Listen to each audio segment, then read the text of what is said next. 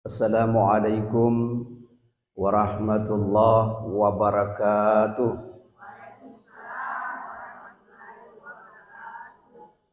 Alhamdulillahilladzi arsala rasulahu bil huda wa dinil haqq. Wassalatu wassalamu ala Rasulillah wa ala alihi wa ashabihi ajmain, amma ba'd. Ibu-ibu yang saya muliakan, saya banggakan, ibu-ibu Majelis Ta'lim Al-Khairat. Semoga pertemuan ini kita berharap mendapat rahmat dari Allah Subhanahu wa taala. Salam dan selawat tercurah kepada junjungan Nabi besar Muhammad sallallahu alaihi wasallam. Minimal kita mengucapkan Allahumma salli ala Sayyidina Muhammad wa ala ali Sayyidina Muhammad. Ibu-ibu yang saya muliakan, saya awali dengan dua pembukaan ini dulu. Alhamdulillah dan selawat. Alhamdulillahi tamla'ul mizan. Ucapan alhamdulillah memberatkan timbangan amal. Jadi ketika amalan kita itu dihitung, mana lebih banyak kebaikan atau keburukan, kemudian ada yaumul mizan, hari ditimbang amal. Tidak sekedar dihitung, tapi juga ditimbang. Setelah ditimbang, ternyata kebaikan dan keburukan sama beratnya. Kira-kira ada ya nanti di yaumil qiyamah, ada yang lebih berat kebaikannya, ada yang lebih berat keburukannya. Ada yang lebih banyak kebaikannya, ada yang lebih banyak keburukannya. Fa amma man thaqulat mawazinuhu fahuwa fi 'ishatir radiyah. Maka barang siapa yang lebih berat timbangan kebaikannya, maka dia berada dalam kehidupan yang menyenangkan, yaitu surga. Ayat selanjutnya, wa amma man khaffat mawazinuhu fa ummuhu hawiyah. Dan ada pula orang yang lebih ringan timbangan kebaikannya.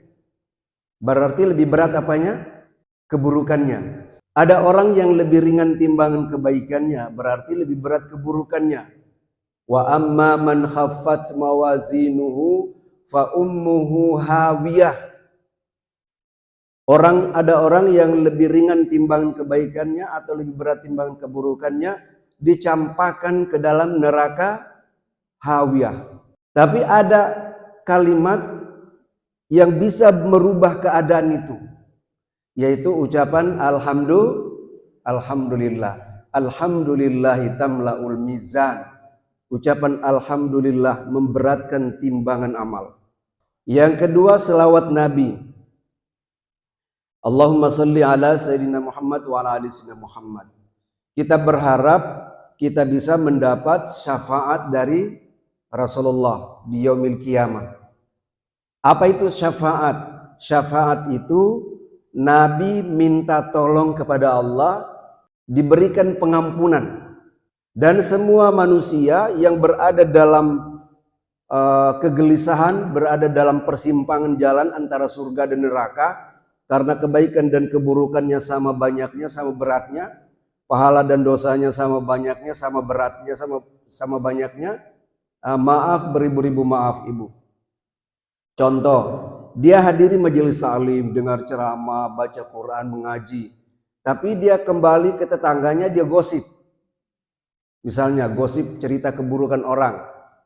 Artinya dia hadiri majelis ta'lim dapat pahala. Ketika dia gosip, dia dapat dosa. Jadi dihitung semua itu. Dihitung. Setiap kita itu begitu. Ada kebaikan kita lakukan. Pada saat tertentu, momen tertentu kita lakukan keburukan. Lalu di yaumil qiyamah dihitung kemudian ditimbang. Dihitung namanya yaumul hisab, kemudian ditimbang namanya yaumul mizan. Jadi kita berharap syafaat, mendapat ampunan atas permintaan permohonan Rasulullah kepada Allah. Jadi ada orang yang perkaranya tidak diputus-putus karena kebaikan dan keburukannya sama tadi itu. Tidak diputus-putus, akhirnya mereka menghadap kepada Nabi Adam. Nabi Adam menolak. Kamu minta supaya saya menghadap Allah supaya kalian masuk surga. Saya ini diusir dari surga, tahu? Kata Nabi Adam begitu. Saya ini diusir dari surga, dosaku satu, makan buah khuldi, diusir dari surga. Baru kalian ini minta saya menghadap Allah agar kalian masuk surga. Semua nabi memberikan alasan, kecuali Nabi Shallallahu Alaihi Wasallam dengan syafaat atas izin Allah. Kenapa mereka bisa atau kita bisa dapat syafaat? Karena selalu mengucapkan selawat kepada Nabi. Allahumma salli ala sayyidina Muhammad wa ala ali sayyidina Muhammad. Ibu-ibu yang saya muliakan, saya banggakan, ada program KUA, Kantor Urusan Agama, yang perlu ingin selalu kita sosialisasikan. Itu banyak masalah kemasjidan. Kita berurusan dengan masjid, kita mendata masjid ini sudah disertifikat atau belum. Itu pekerjaan kami di KUA. Tanah wakaf, majelis ta'lim. Jadi kita ini spesial membina majelis ta'lim. Ya, penyuluh-penyuluh agama itu diterjunkan untuk membina majelis ta'lim. Ya, saya sudah punya 5 objek binaan. Jadi ya hari ini diundang Ibu Ketua, ya saya hadir malamnya ke majelis ta'lim. Jadi majelis ta'lim, TPQ, ya, kita berurusan dengan TPQ, itu di kantor KUA. Tanah wakaf, TPQ, majelis ta'lim, masjid, kampung moderasi, banyak sekali itu. Kemudian masalah nikah. Undang-Undang Nomor 1 Tahun 1974, usia pernikahan itu perempuan 16 tahun, laki-laki 19 tahun baru boleh nikah. Sekarang dirubah karena 16 tahun itu dipelajari ternyata resikonya lebih besar. Artinya besar resikonya. Anak-anak umur 16 tahun baru dinikahkan, itu beresiko toh? Ya, pada saat dia hamil, mengandung, melahirkan beresiko umur 16 tahun. Ya. Sekarang ini ibu-ibu yang saya muliakan, anak-anak kita, saya ini selain membina majelis taklim, juga membina TPQ. Jadi berhadapan dengan anak-anak TPQ. Kelas 4 SD sudah haid. Apa yang menyebabkan ini? Kalau masa ibu dulu, ya nanti remaja-remaja dulu toh, baru bisa haid. Ini anak SD kelas 4 sudah haid. Kira-kira apa yang menyebabkan itu, ibu? Sekarang anak-anak kecil sudah haid, kebanyakan haid. Apalagi 16 tahun, makanya usia pernikahan Undang-Undang Nomor 1 Tahun 74 itu bisa umur 16 tahun bisa menikah. Tapi sekarang ini umur berapa? 12 tahun, 13 tahun sudah haid ini anak-anak. Apa yang menyebabkan? Itu karena selalu nonton video-video, film-film orang dewasa, bukan video porno ya. Video sinetron-sinetron orang dewasa ditonton oleh anak-anak, memicu hormon dia. Jadi lebih cepat perkembangan hormonnya daripada ibu-ibu yang dulu. Nah, itu penyebabnya. Dia nonton orang bercinta di situ, meskipun bukan video-video porno. Orang pacaran di sinetron dia nonton, terbawa itu dia. Akhirnya memicu perkembangan hormonnya. Itu yang menyebabkan dia cepat haid. Kalau sudah begini, ibu-ibu, siapa tahu ada cucu tak, perlu diberikan pelajaran. Ini sudah haid, berarti sudah dewasa. Ya. Lebih diperketat lagi, lebih dijaga lagi pergaulannya. Nah, banyak sekali kasus-kasus terjadi itu. Jadi kemudian sekarang dirubah Undang-Undang Nomor 16 Tahun 2019, usia pernikahan sama-sama 19 tahun. Perempuan 19 tahun, laki-laki juga 19 tahun. Tapi kalau di bawah dari itu, mohon maaf, ditolak pencatatannya. Ya, tapi karena ini mau masuk kali nikah, ya nikah sendiri. Silakan nikah sendiri. Nikah apa namanya itu? Nikah siri. KUA menolak untuk mencatat itu. Nikahnya nikah secara agama sah, tapi menurut negara tidak sah. Bagaimana kalau hamil? Maaf ya, sebelum 19 tahun. Lalu bawa ke KUA untuk mau dinikahkan, tidak bisa, ditolak. Jadi tolong sampaikan tetangga-tetangga, siapa tahu ada begitu.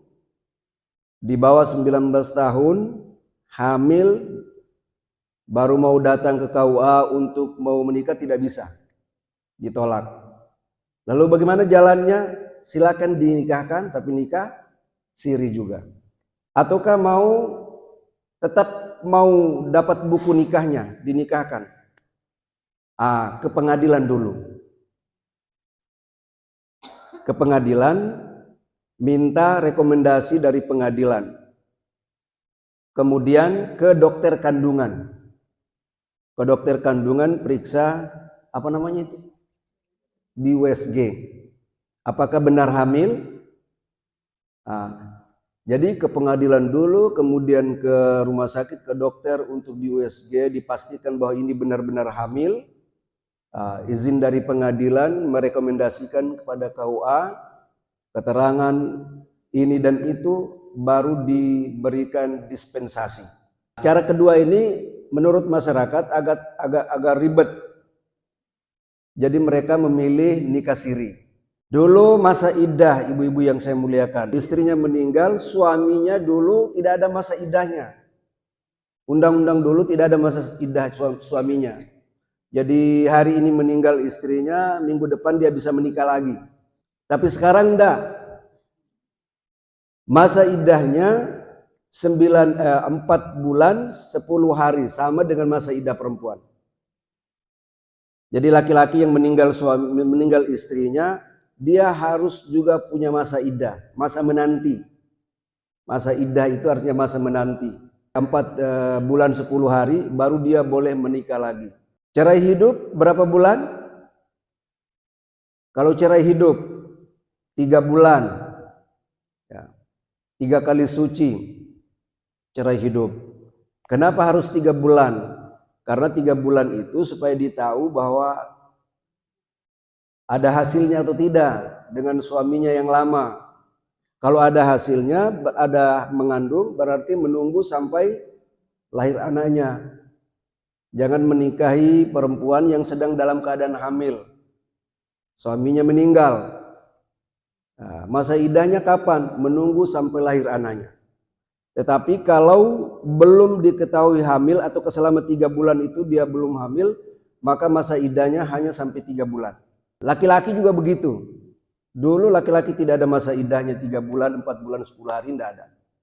Sekarang laki-laki tidak boleh langsung menikah kalau istrinya meninggal atau cerai hidup. Kantor KUA ini dulu namanya balai nikah. Ini masih ada tulisan balai nikah ini. Jadi negara ini membangun gedung untuk tempat menikah. Nikahnya di situ gratis, tidak ada pakai bayar-bayar. Tapi masyarakat mana yang mau nikah di kantor? Dianggap kalau nikah di kantor berarti ada masalah ini. Padahal pemerintah membangun ini. Jadi dulu namanya balai nikah, tempat menikah. Sekarang fungsinya sudah banyak, urusan haji. Makanya kita adakan manasik di sini, kemarin itu di sini. Urusan haji, banyak sekali yang saya sebutkan tadi itu. Jadi menikah di kantor sini gratis. Kalau menikah di luar, di rumah, itu biayanya 600.000. Ada keluhan masyarakat, tapi ini ada yang sampai 1 juta, 2 juta, 1 juta lebih. Ada enggak? Pernah dengar enggak? Pernah tahu? Ya. Karena ibu minta diuruskan. Ibu minta diuruskan, ibu tahu beres, minta orang menguruskan. Jadi ibu bayar dia. Tapi kalau di kantor sini 600.000 nikah di luar. Tapi kalau nikahnya di dalam kantor tidak bayar-bayar. Kalau ada snackmu bawa datang, kita makan sama-sama di situ.